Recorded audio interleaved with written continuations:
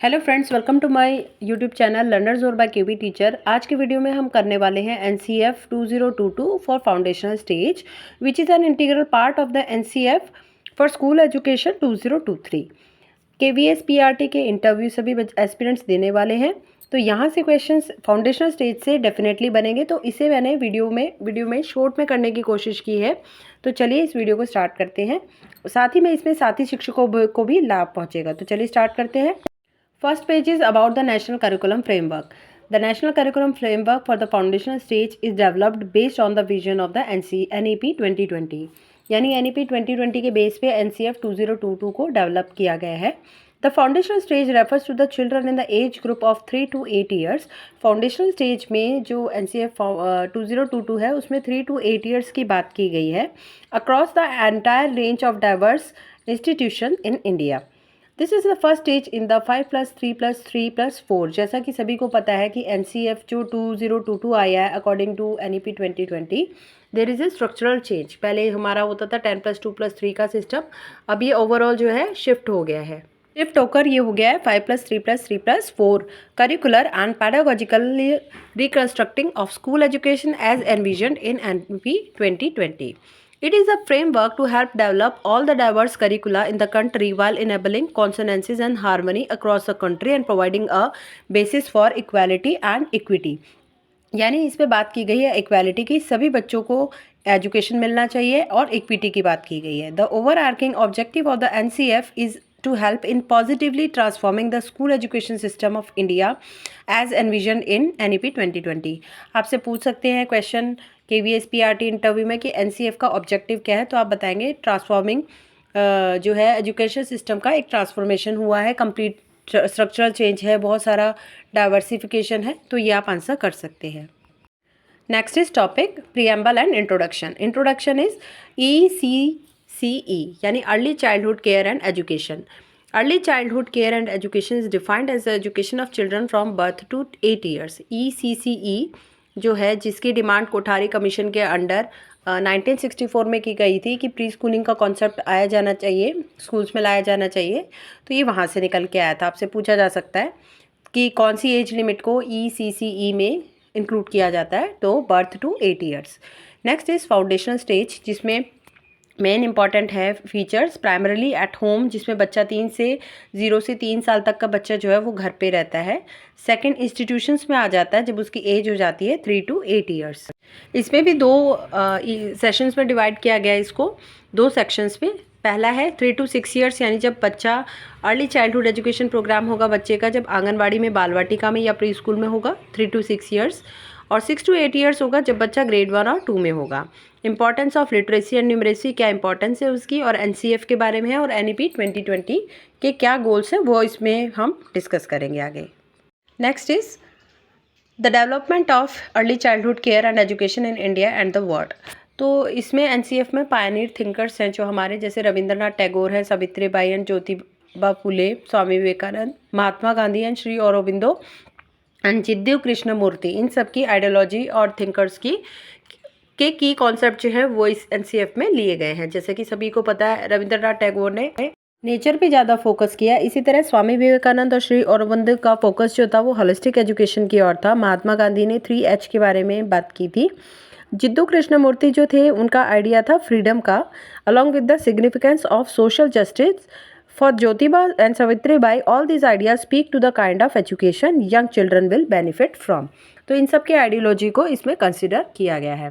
Evolution of early childhood care and education in India, जैसे कि मैंने पहले बताया था कि कोठारी कमीशन सबसे पहले 1953 में ये डिमांड आई थी कि प्री स्कूलिंग जो है ECC का कॉन्सेप्ट आना चाहिए। उसके बाद 1964 में कोठारी कमीशन के तहत जो है ये ECC लागू किया गया था।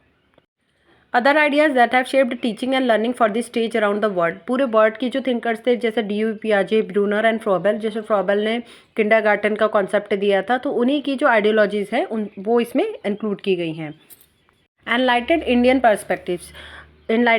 पर्सपेक्टिव्स में 5 फोल्ड कॉन्सेप्ट की बात की गई है। दैट इज़ अ माइलस्टोन उसकी बात की गई है। इसमें 5 कोशास एक्सप्लेन किए गए हैं, जैसे फिजिकल डेवलपमेंट यानी शारीरिक विकास, development of life and energy यानी प्राणिक विकास, इमोशनल मेंटल डेवलपमेंट यानी मानसिक विकास, इंटेलेक्चुअल डेवलपमेंट यानी बौद्धिक विकास, और स्पिरिचुअल डेवलपमेंट यानी चैतसिक विकास, जिसमें हैप्पीनेस, लव एंड कंपैशन जो है उसकी एस्थेटिक और सेंस ऑफ जर्नी जो होती है वो इंक्लूड होती है।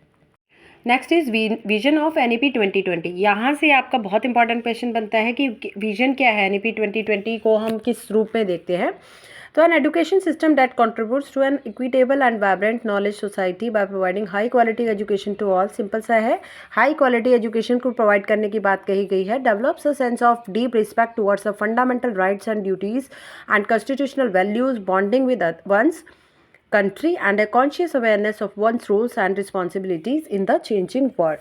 यानी रिस्पॉन्सिबिलिटीज़ की और फंडामेंटल राइट्स की, ड्यूटीज़ की और वैल्यूज़ की बात की गई है। Instill skills, values and dispositions that support responsible commitment to human rights, sustainable development and living and global well-being, thereby reflecting a true global citizen। Next is guiding principles for the foundational stage based on NEP 2020। First is respect for diversity and local context, यानी curriculum में, pedagogy में और policies में diversity को follow किया गया है, local context को भी इंक्लूड किया गया है, जैसे रीजनल लेवल पर। इक्विटी एंड इंक्लूजन की बात की गई है as the cornerstone of all educational decisions. Community participation, encouragement and facilitation for philanthropic यानी मानवता प्रेमी, private and community participation. Use of technology, इसमें जैसे कि KVS में सभी में स्मार्ट क्लासेस अब यूज़ होने लगी है और ऑल ओवर द वर्ल्ड जो है स्मार्ट क्लासेस का हम यूज़ करते हैं, हाई टेक्नोलॉजी का यूज़ करते हैं। तो टीचिंग और लर्निंग में जो लैंग्वेज बैरियर्स को रिमूव करना है। Next is emphasize conceptual understanding, यानी rather than rote learning and learning for exams, तो हमें कंसेप्चुअल अंडरस्टैंडिंग पे मोर फोकस करना है। ठीक है। यूनिक कैपेबिलिटीज़, यानी we have to recognise identify them in each students, कि क्या क्या यूनिक कैपेबिलिटीज़ बच्चे में है, वो हमें we have to identify them. Critical thinking and creativity, बच्चों को हमें क्रिएटिव थिंकर बनाना है, लॉजिकल डिसीजन पावर होनी चाहिए उनमें, और क्रिएटिविटी हमें उनमें उभारनी है। नेक्स्ट इज़ कंटिन्यूस रिव्यू, यानी based on the sustained research and regular assessment bye educational experts, यानी एजुकेशनल एक्सपर्ट्स जो है वो उनको असेसमेंट जो है बच्चों का रेगुलर बेसिस पे करते रहे। Next is paradigm shifts in NEP that guide the NCF। ये आपसे डायरेक्ट क्वेश्चन पूछा जा सकता है, what are the shifts in NEP 2020। Last जो NEP थी हमारी, उसके कंपैरिजन में क्या क्या शिफ्ट्स आए हैं। तो पहला शिफ्ट है transitioning to a multidisciplinary and holistic education. Multidisciplinary और होलिस्टिक एजुकेशन की यहाँ पर बात की गई है। अब यहाँ पे मैं मल्टी डिसिप्लिनरी का एक छोटा सा एग्जांपल आपको देना चाहूँगी। जैसे सपोज आपने एग्जांपल ले लिया, एक ट्री है। अगर हम मल्टी डिसिप्लिनरी की बात करें तो ट्री का कि हाउ प्लांट्स जो है, ये जो ट्री है ये खाना कैसे बनाता है, तो इसमें कॉन्सेप्ट आ गया साइंस का, फोटोसिंथेसिस प्रोसेस का। ट्री का डायग्राम ड्रॉ करो, उस पर कलर करो, आर्ट एंड एस्थेटिक्स वैल्यूज़ आ गई। ट्री से हमें क्या क्या फ़ायदे मिलते हैं, EVS का क्वेश्चन है, हिंदी में डाल सकते हैं आप इसको कि पेड़ों से हमें क्या क्या लाभ मिलते हैं। ठीक है। मैथ्स में आप ये कर सकते हैं कि पेड़ की गर्थ की आप थिकनेस बताइए, थिकनेस मेजर कर सकते हैं, इंची टेप का कॉन्सेप्ट है ना, वेट आप निकालिए उसकी।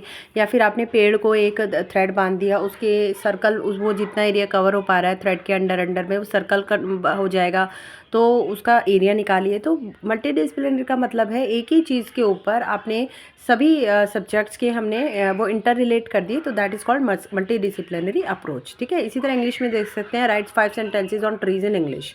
Next is transitioning to emphasis on critical and analytical thinking rather than rote learning. जैसा कि पीछे हमने पढ़ा, रोट लर्निंग पर फोकस ना करते हुए हमें एनालिटिकल थिंकर और क्रिएटिव थिंकर्स बच्चों को बनाना है। Transitioning to a new curricular and pedagogical structure, जैसे कि करिकुलर पहला 10+2+3 को फॉलो करते थे, अब हो गया 5+3+3+4। Next is what are the NEP 2020 goals for ECCE। तो उसमें हमें क्या डेवलप करना है बच्चों में। First, physical and motor development बच्चों का होना चाहिए। कॉग्निटिव यानी बौद्धिक विकास बच्चों का डेवलप होना चाहिए। सोशल एंड इथिकल डेवलपमेंट बच्चों में आजकल बहुत ज़्यादा लैगिंग हो रहा है। इथिकल मॉरल वैल्यूज़ जो है बच्चों में कहीं ना कहीं लुप्त हो रही हैं, तो उनको हमें बीइंग अ टीचर वो हमें डेवलप करनी है। Next is cultural artistic development बच्चों का होना चाहिए। Development of communication and early education, literacy and numeracy. Early literacy और न्यूमरेसी बच्चों में डेवलप होनी चाहिए अर्ली स्टेज में। नेक्स्ट इज की रिसेंटिव इनिशिएटिव्स ऑन एनईपी प्रायोरिटीज़। क्या इनिशिएटिव एनईपी में लिए गए हैं? तो 3 है। निपुण भारत, निपुण की आपसे फुल फॉर्म पूछी जा सकती है।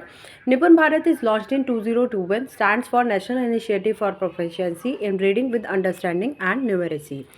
It is the national mission for attaining the goals of FLN यानी फाउंडेशनल लिटरेसी एंड न्यूमरेसी के गोल्स को अचीव करने के लिए ये एक नेशनल मिशन है जो कि 2026-27 तक, जब तक कि यानी बच्चे ग्रेड 3 में जाएंगे तो तब तक उसको अचीव कर पाए, तो इसीलिए मिशन स्टार्ट किया गया है। नेक्स्ट इज विद्या प्रवेश। It is developed by NCERT for students of grade 1। Grade 1 के स्टूडेंट्स के लिए विद्या प्रवेश जो है डेवलप किया गया है NCERT द्वारा, जो कि एक 3 month play based school preparation module है और ये डिज़ाइन किया गया है to build the foundations of maths, language and literacy in alignment with learning outcomes of NIPUN Bharat. निपुण भारत के लर्निंग आउटकम्स के अलाइनमेंट पे ये विद्या प्रवेश के जो मॉड्यूल्स हैं वो 3 मंथ्स की एक प्ले बेस्ड एक्टिविटी का मॉड्यूल है जिसे कि डिज़ाइन किया गया है। नेक्स्ट इज बाल Vatika. The Bal Vatika program is a 1 year program before grade 1। Grade 1 से पहले का प्रोग्राम जो है उसमें बाल वाटिका इंक्लूड की गई है, जो कि 3 साल की है। Bal Vatika 1, 2 and 3 which is meant to prepare children with cognitive and linguistic competencies that are प्री-requisites for learning to read, write and develop under number sense through a play based approach. यानी प्ले बेस्ड अप्रोच को follow करते हुए बच्चों में learning, reading और writing की capacity enhance करने के लिए ये बाल वाटिका जो है वो खोली गई हैं। Next is how children learn at the foundational stage. बच्चे फाउंडेशनल स्टेज पर कैसे सीखते हैं, ये आपसे डायरेक्ट क्वेश्चन पूछा जा सकता है। तो इम्पॉर्टेंस ऑफ प्ले की इंपॉर्टेंस होती है। बच्चे खेलते हैं, बच्चों को आश्चर्य होता है कि ये चीज़ें कैसी हो रही हैं, क्यों हो रही हैं, तो जॉय करते हैं बच्चे, एंजॉय करते हैं एक्टिविटीज़ को। दूसरा है लर्निंग थ्रू प्ले के थ्रू लर्निंग बच्चे बहुत जल्दी करते हैं। तो there are 3 types of play. जैसे फ्री प्ले होता है जो कि बच्चे अपने आप ही डिसाइड करते हैं कि क्या खेलना है विदाउट एनी, मतलब टीचर उसमें सपोर्ट करता है लेकिन फ्री होते हैं बच्चे अपनी तरफ से। गाइडेड प्ले जिसमें टीचर बच्चों को गाइड करता है, इसमें भी बच्चे खुद ही डिसाइड करते हैं। Third is structured play also known as the directed play, जिसमें टीचर ही डिसाइड करता है कि क्या उसने स्ट्रक्चर डिज़ाइन किया है प्ले का, किस वे में डिज़ाइन किया है, और साथ में बच्चों को वो असिस्टेंस भी करेगा। ठीक है। Next is engaging children for play के लिए बच्चों को एंगेज रखना। लर्निंग थ्रू प्ले मतलब प्ले के थ्रू लर्निंग हो रही है। जैसे आर्ट, क्राफ्ट, म्यूजिक और मूवमेंट के थ्रू बच्चे लर्निंग करते हैं। कन्वर्सेशंस के, poem, story telling, material, toys, using the immediate environment को यूज़ कर लिया, उस पर बेस्ड कोई गेम बना लिया आपने। Next is learning through outdoor play, यानी बाहर का कोई भी खेल जो है वो उसके थ्रू भी लर्निंग पॉसिबल है। Next is context of schooling at the foundational stage. इस पर स्कूल का क्या रोल है फाउंडेशनल स्टेज में? तो सबसे पहला सिग्निफिकेंस आता है फैमिली का, कम्युनिटी का, क्योंकि जो बच्चा है स्टार्टिंग का जो ईयर्स होते हैं उसके डेवलपमेंट के, वो बच्चा फैमिली में और कम्युनिटी के में ही बिताता है, तो वो सबसे ज़्यादा इंपॉर्टेंट फेज होता है बच्चे की लाइफ में। Next is centrality of the local and the Indian context.